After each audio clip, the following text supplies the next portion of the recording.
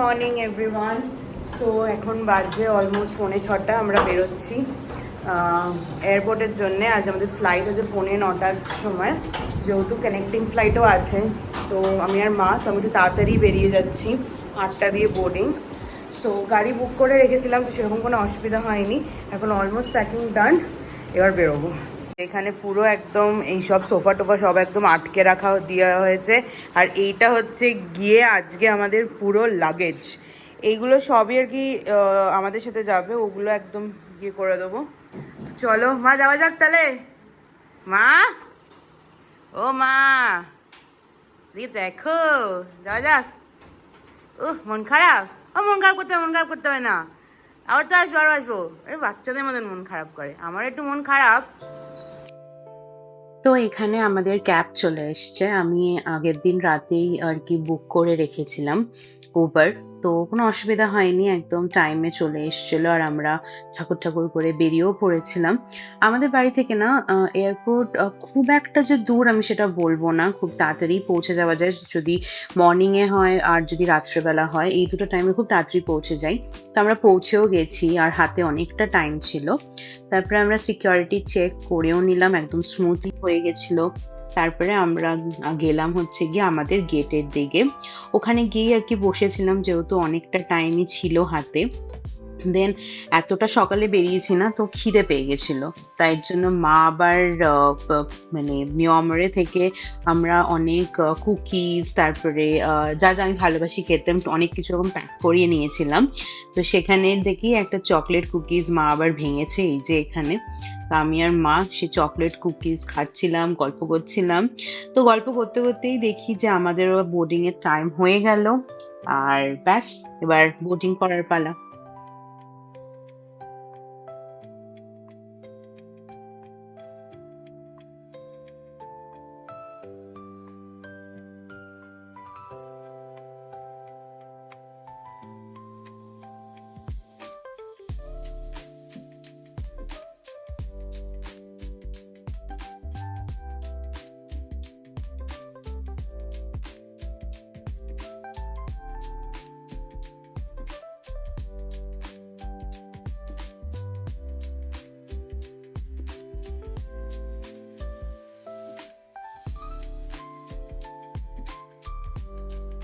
পুনেতে ফেরার পরে এত বিজি হয়ে পড়েছিলাম যে পুরোনো ব্লগগুলো এডিট করে আপলোড করার সময়ই পাচ্ছিলাম না। আজ যখন বসে এডিট করছি তখন ভাবছি যে কি করে ওই একটা মাস যে বেরিয়ে গেল বুঝতেই পারলাম না। চট করে মানে আজকে আমি ভিডিও এডিট করতে করতে ভাবছি, শুধু ভাবছি না, মানে সত্যিই খুব খারাপ লাগছে। হয়তো মুখে বলি যে খারাপ লাগছে না, যেতে হবে, প্রচন্ড প্র্যাকটিক্যাল থাকার চেষ্টা করি, কিন্তু ডিপ ডাউন প্রচন্ডই খারাপ লাগে। স্পেশালি এই মোমেন্টটা যখন ফ্লাই করছে, টেক অফ করছে, এত খারাপ লাগছিল যে কি বলবো। যাই হোক, তোমরা এই ব্লগটা একটু দেখো তাহলে, আর আমাকে নিশ্চয়ই কমেন্টে জানিও কেমন লাগলো।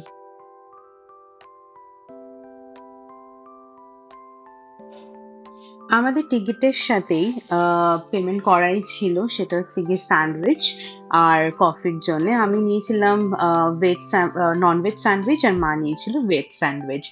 আর তারপরে মায়ের সাথে একটু গল্প করতে করতে আমরা পৌঁছে গেলাম হায়দ্রাবাদ।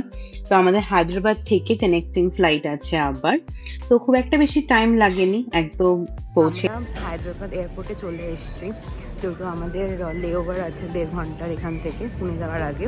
তো আমাদের চেক ইন মানে সিকিউরিটি চেক ফেক সব হয়ে গেছে, লাগেজ তো পুনেই চলে যাবে। এখন আমরা গেটে গিয়ে বসে রয়েছি। অ্যাজ ইউজুয়াল গেটও আবার চেঞ্জ হয়েছে, কিন্তু খুব স্মুথলি আর কি হয়ে গেছে ব্যাপারটা।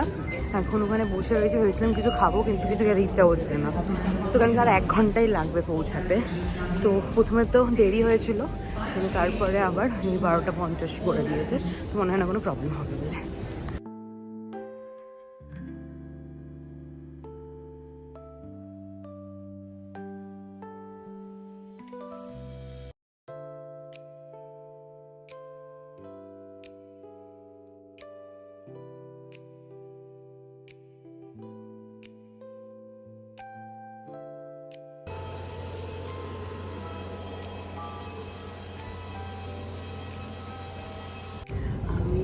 মা জাস্ট বসেছি, গিয়ে স্যান্ডউইচ খেলাম, তারপর আমি খেলাম স্যান্ডউইচটা স্যান্ডউইচ খুব একটা ভালো ছিল না, চিকেনটা ভালো ছিল। হ্যাঁ। তো আজকে আসার দিন চিকেনটা ভালো ছিল না, ভেজটা ভালো ছিল, আজকে উল্টো।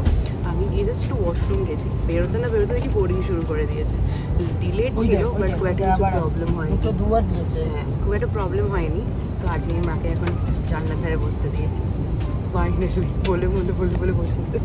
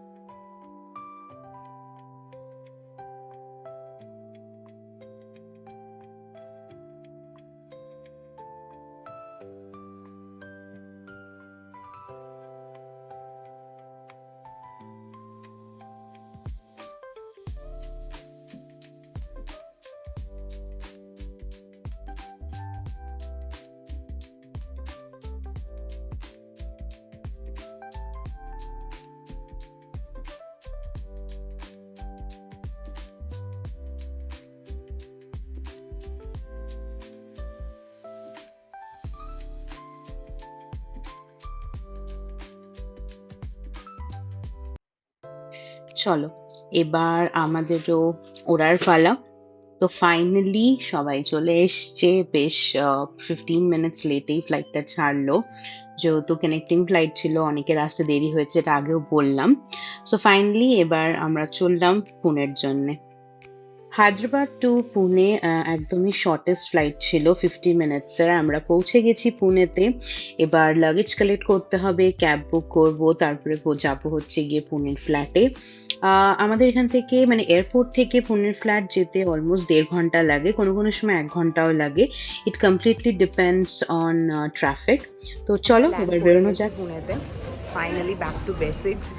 আর আমরা লাগেজও পেয়ে গেছি, কিন্তু লং কানেকশনের লাগেজ ছিল না, একদমই টাইম নেয়নি, তাড়াতাড়ি দিয়ে দিয়েছে। এখন ওয়েট করছি, এরপরে বেরোবো, বেরিয়ে ক্যাব বুক করবো, তারপর বাড়ি যাবো। খিদেও পেয়েছি, দেখি কি করি।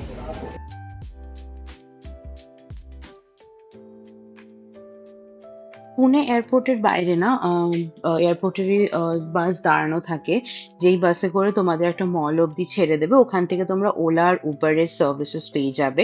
তো ওখানেই নিয়ে গেছিল আমাদের, ওখান থেকে ছেড়ে দেওয়ার পরে আমরা ওখান থেকে একটু কিছুক্ষণ টাইম লাগছিল আর কি উবার পেতে, কিন্তু পেয়ে গেছিলাম, কোনো অসুবিধা হয়নি।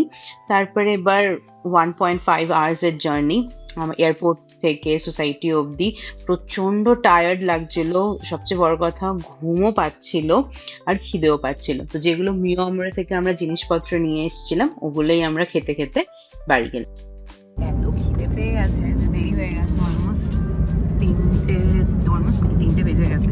তো এই বাড়ি থেকে আমরা কেক, তারপরে কালকে ওই যে চিকেন ইন্টারনেট নিয়ে এসেছিলাম, তো ওইগুলো এখন খাবো।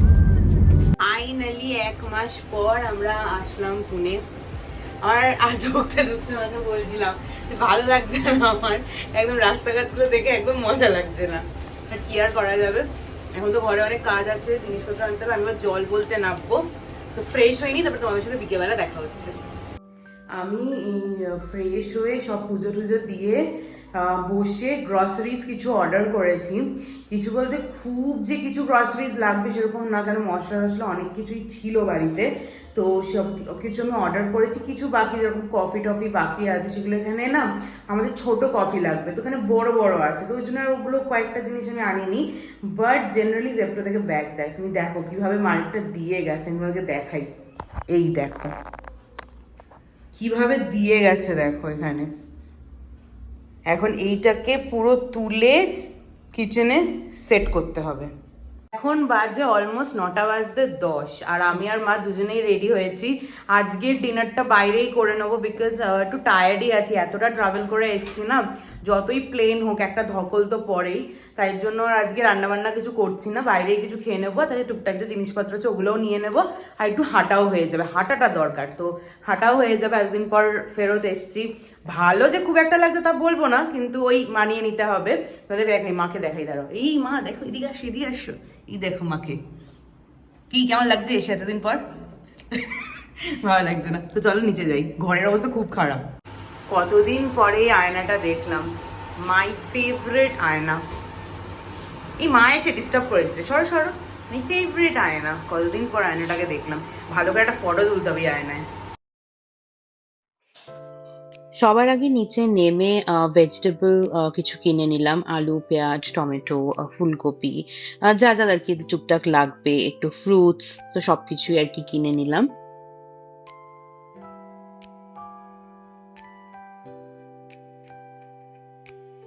অনেকদিন পরে এসে মনে হচ্ছে যেন অনেক দোকান এখানে খুলে গেছে। তা বটে খুলেছে, কিন্তু মানে হঠাৎ করে না, বুঝে উঠতে পারছিলাম না। তারই মধ্যে থেকে একটা দোকান আছে, ফ্লেভার্স অফ কুলচা। এখানে অনেক রকমের কুলচা, ছোলে ভাটুরে এইসব ধরনের খাবার দাবার পাওয়া যায়। এই দোকানটা দেখলাম নতুন খুলেছে, আর বেশ ভিড়ও হচ্ছিল। তাই জন্য এখান থেকেই আমরা ভাবলাম যে আজকের ডিনারটা সেরে ফেলবো।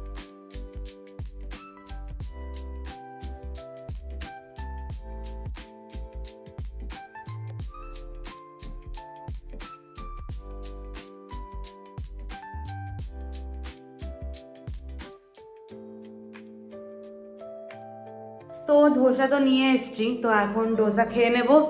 খেয়ে আজকে ফ্রেশ হয়ে শুয়ে পড়বো, কেন প্রচণ্ড টায়ার্ড লাগছে। আর আজকের ব্লগটা মনে হয় অনেক বড় হয়ে গেছে, আমি জানি না কি হয়েছে।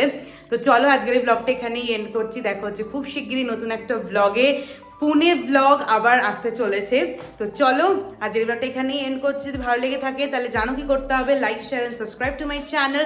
দেখা হচ্ছে খুব শিগগিরই নতুন একটা ব্লগে। To then take care, by.